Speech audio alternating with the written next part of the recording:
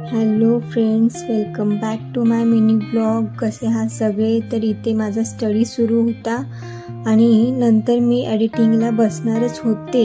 तोवर काय झालं माहिती आहे, लाईट गेली. मग चेहऱ्यावरचा असा ग्लो दाखवत मी किचनकडे प्रस्थान केलं. तर तिथं मम्मी कुरवड्या आणि भातवड्या तळत होती.